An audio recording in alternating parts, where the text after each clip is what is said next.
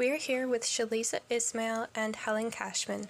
They both have roles at the national level of guiding. If you two would like to introduce yourselves a bit, that'd be great. For sure. So my name is Sheliza Ismail. I hold various roles within Girl Guides of Canada.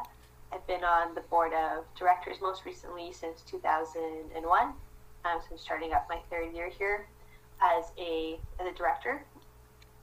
Otherwise, I'm also a guide leader out in Calgary, Alberta, and held a lot of different hats within the World Association of Girl Guides and Girl Scouts, so WAGs as well.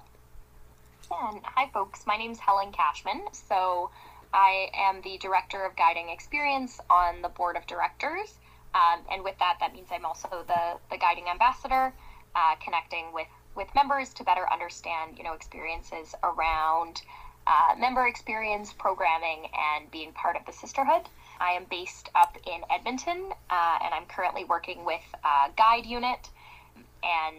But prior to this was involved as the National Link Liaison, and have also worked as a leader with both Sparks and Rangers before settling in guides where I felt the most comfortable.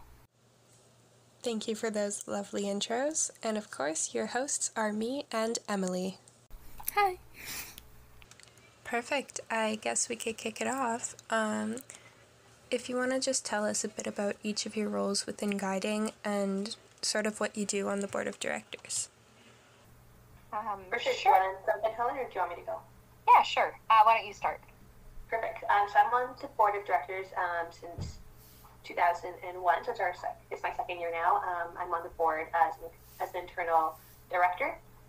So I work on a variety of different files. I've been focused on the diversity, inclusion, and equity work that Girl Guides of Canada is focused on the last couple of years with our strategic plan. But the board gives you a wide range of different experiences, so you're able to jump in on projects and issues related to cookies and uniforms and programming. So you really get a good sense of where the organization's at and where some things that we can work on. So it's been great to connect with the other board directors on those things. Otherwise, with GGC, I'm also a contact guider for a guide unit out in Calgary. And then I've done a lot of different roles within WAGs. I've been on the Motion 32 team, which focuses on bringing more young women to roles in governance and leadership. I volunteered with the Rapid Response team, which brings guiding to new countries and helps them set up their member organizations. And then done some training work with them as well. Oh, wow. That sounds really cool. I'm happy to share a little bit as well. So I joined the board in 2021, the same year as Sheliza did. We joined at the same time. My role is as the Director of Guiding Experience, which means a lot of the kind of files and things that I'm involved with as a board director relate to member experience, both of youth members and adult members, the programming side of things, so ensuring that, we have a high quality program that people, enjoy participating in, and then related to kind of the sisterhood, the guiding sisterhood, and promoting that both internally within the movement and externally and doing that. So that means that in my role, I do a lot of engagement with members, both virtually, via social media, or in person. And so it's been wonderful to kind of have a chance over these last 2 years just to learn a lot more about the guiding movement in Canada and some of the similarities and differences across the country. Outside of my work as a board director, I'm currently a guide leader as well with a unit up here in Edmonton where I'm based. And prior to this role, I was the National Link Liaison, which means I was working on creating opportunities for young members aged 18 to 30 across the country to feel more connected to the guiding movement. And I have also been a leader with a few other branches. I've been both a Sparks and a Ranger leader before kind of settling in the middle at the guide age, being where I prefer to work. All right, that sounds also very cool. That kind of leads us on to another question we had about if you led your own unit, and what's your favorite age group to work with?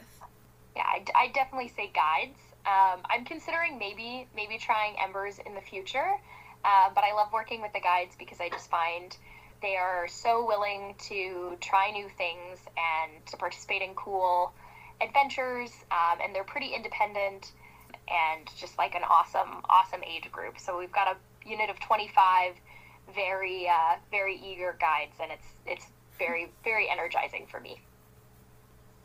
Yeah, mine's almost identical to Helen's. I also have a larger guide group of about, I think we have 30 going into the new year. And yeah, just love the energy, love them being able to take on more leadership tasks and kind of plan what they want to see in their meetings and what outings they want to go on. We have a trip to Vancouver Island planned with our guides this August, which we're really looking forward to. So they've got to develop a lot of their leadership skills with planning that. So yeah, definitely love their curiosity, their adaptability, and just wanting to be there. Guides all around, huh? I love that. I've junior led with a guides group for a couple of years, and I agree. They're awesome. Yeah, they're the best. What would you two say is like your favorite part of your job? I can jump in here. I think with my role on the board of directors, just being able to be exposed to like such a wide range of programs and issues and things that Girl Guides is working on. You really get a really high level view of the organization. So at one of our board meetings, we might be talking about like shipping practices for cookies and how we're trying to further develop those. And another one we could be talking about like the Ember's name change. So you really get a good sense of where the organization's moving strategically, what our members want to see, and how we can make those things happen. So I think being able to volunteer on the national level, just brings a higher sense of understanding of where GGC's been and where we're going. Yeah, I mean, I would definitely echo that as being just really fascinating discussions to be a part of about how do we ensure the organization is set up for success in the future so that, you know, girls and youth being born today will be able to, or born, 20 years from now, will be able to still belong to Girl Guides of Canada and have an amazing experience. I think for me, another part I really love is because my role is often about, reflecting member voice and member experience in our board conversations. So just all of the discussions that I get to have with members across the country to understand what they love about guiding and where there's opportunities for improvement have been just really interesting to get a good understanding of how people across the country are feeling and kind of what the pulse is on our movement. So that's been just fascinating to have those conversations and get a view of that. That is a really good speech about that. I love that. What is some advice you would have for someone who want to follow in your footsteps or even just be more involved in guiding? Yeah, I think there are so many amazing leadership opportunities in the guiding movement, and that doesn't end, when someone turns 18 or finishes Rangers. So I think my advice is kind of two parts. Is one, to think about what skills you would really want to kind of develop as a leader and look for leadership roles that will help you kind of do that. And then also identify, what are the areas that you're interested in? Are you interested in being more involved at leadership at kind of like a district level? Are there things that you'd be really interested in participating in area events? Are you really interested in looking at kind of international opportunities and getting involved with WAGs? Are you interested in kind of like more short-term volunteer project-based? Are you looking for something where you're kind of more on a committee more? How much time are you planning to like commit to it? And to kind of think through those questions and then to use that when positions are advertised in Guidepost, either at an area level or when you hear from your district or at a provincial level or a national level, and look for ones that kind of check those boxes to make sure you're going in the right direction. And then I think my other piece of advice would be to never kind of discount yourself. So often we will say, well, I don't know if I'm the right fit. And then we go ahead and kind of reject ourselves from that opportunity. And my advice is kind of let somebody else do that, right? Put your name forward. Never be the one who says, I don't think I'm a good fit, because you never know. Often we're so much harder on ourselves and our harshest critic. So I think putting your name forward, even if you're not sure, maybe it'll come back and this isn't the right role, but they might say, hey, actually there's this other role that would be a great fit for you. Or here's something else that you could do to kind of be ready for this role in a couple years. So being willing to put yourself out there, even if it's scary, you know, like if there's a hat, throw your name in it, right? And see what happens. For sure. What about you, Sheliza? Yeah, I think Helen had a ton of really great points there. I think the only one I would add is don't be afraid to seek out or connect with people that you might see in leadership roles that you'd be interested in. So I think at all levels of our organization, whether it's like your area or your district or even the national board, volunteers with guiding love to connect with others and want more youth to take on these roles. So I feel like most of them are really open to a conversation about how they got to where they are right now, talk to them about their steps they want to take. So whether that's like a mentorship, an ongoing mentorship conversation, or maybe like a one-off informational interview about some skills that they've developed within their roles and how they see themselves progressing, I think being able to connect with people across the organization would be really, really helpful as well. Those are really good pieces of advice. Thank you. I really liked the if there's a hat, put your name in it from Helen there. That was really nice. And I'm wondering, was there like a specific moment that sparked your interest in your role, or like how exactly did you come to be where you are today? I think for me, what sparked my interest was the international part of volunteering with WAGs. I've sought out those opportunities just coming out of Rangers. So being able to be part of the volunteer resource pool and join the Young Women Research Team for Motion 32 was kind of my first taste of guiding outside of my area and district. So I think being able to connect with other like-minded guides from other member organizations has been really beneficial. And then finishing up some of those experiences on the international front, I took those skills to more of a national role within the board of directors. So I think there's a lot of different ways that you could go about opportunities. I know a lot of others kind of seek them within their own area and district and then move on to national and international, but I think there's no one way or one size fits all method to it. So it's really about seeking out what you're interested in and taking it from there.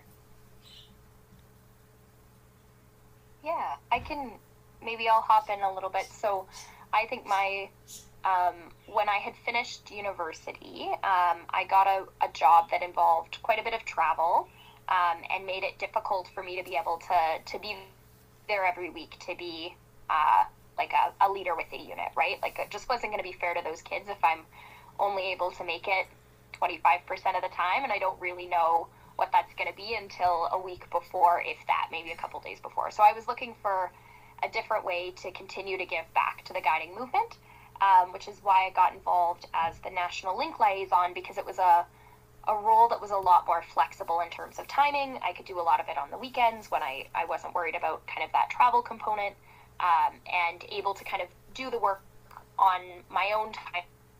So I got involved with that role because of that, and that's sort of what led me to that. And through that role, I got a sense of just more of a national view, I think, of the organization and things that were important to members, especially, you know, Link members 18 to 30. And that is sort of what sparked my interest about wanting to be involved with the board and kind of involved in some more of these conversations happening about our strategy and future direction. This kind of leads us into our next question. How did you learn about your role or hear about your role?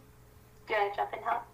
Yeah, sure. So I'd kind of heard about the board a little bit through Guidepost and stuff. You know, you kind of see the positions advertised, but I don't think I would have thought it was a good fit for me. But I was speaking with a former board member, well, I guess at the time was a board member, who was sharing a little bit about her role and encouraged me to apply and to put my name forward.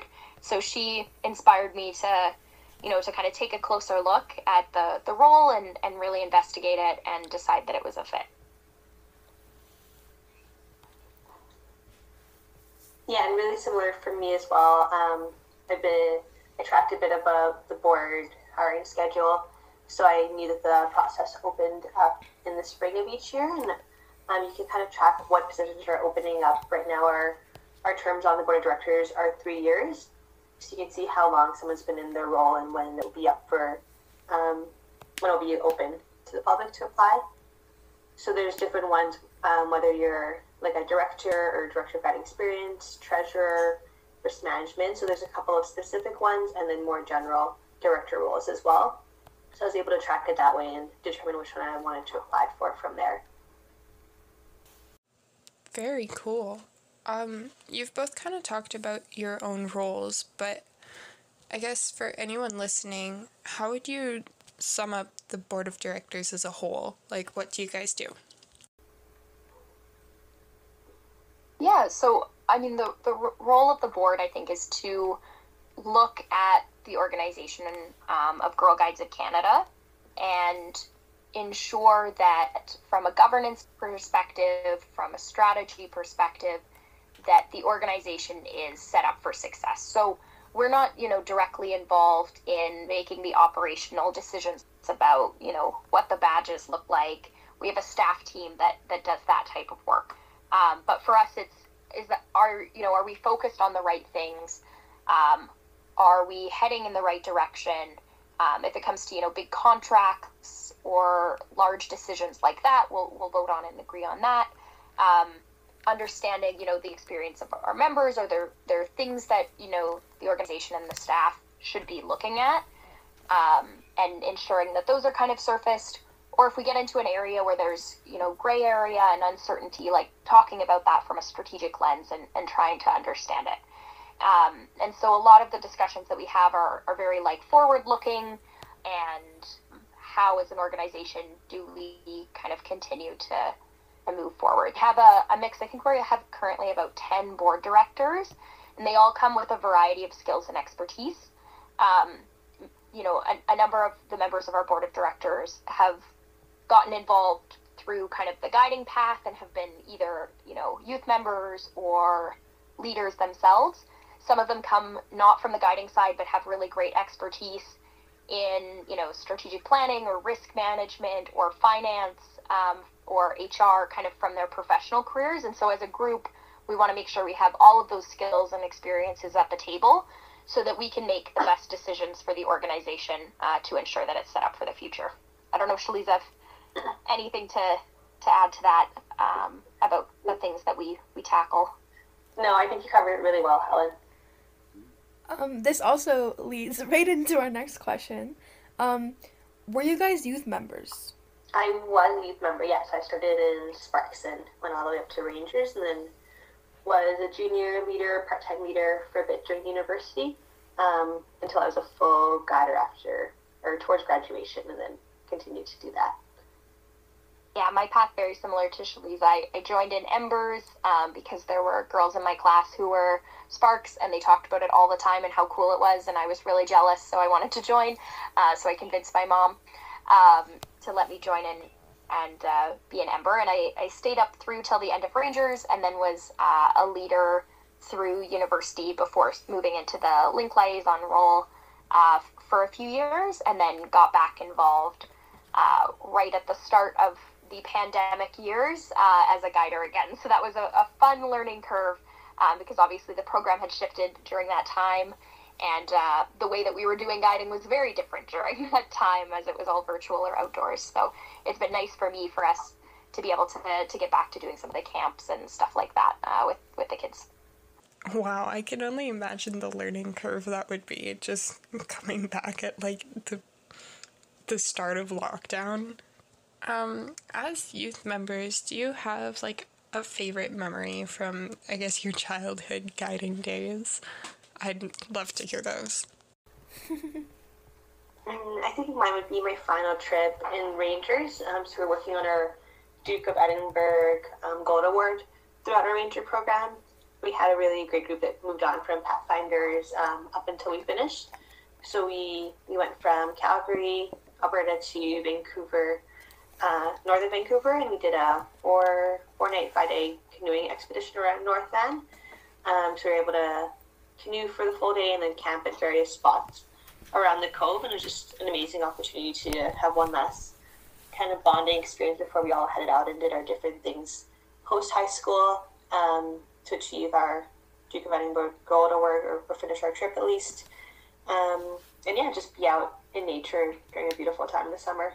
Yeah, I think a favorite memory for me for sure was I was part of a travel group. So our unit, there were 6 of us, and we spent 3 years planning a trip to Iceland. So doing all the fundraising and everything. Anyone who's, participated in a trip knows the many things involved, I think, in getting that off the ground. So it's obviously a huge amount of work. I hadn't really done a lot of traveling prior to that. So learned a lot just about kind of trip planning and itinerary planning and figuring that out. And then we spent 16 days in Iceland, and it was just incredible to see all of that come together. For me, it really, sparked both a love of traveling, but a lot more confidence in my ability to kind of do that and get outside of my comfort zone. And also just was, a wonderful 16 days with, 6 of my closest friends. So that was still a fond memory. And we're all still in touch as well, which is cool. On the topic of camping and traveling, what is your guys' favorite campfire food? Ooh, I'm a classic, like, s'mores when it comes to the sweet side of things. I've never been a big banana boat. I've never bought in fully to the banana boats. But I also am a fan of any sort of, like, when you do, like, the baked potatoes or, like, a little veggie mix up in kind of the tin foil and cook that in the fire as well. I always think that tastes so good when they're cooked that way, as long as you don't burn them, which I do, like, about 25% of the time. But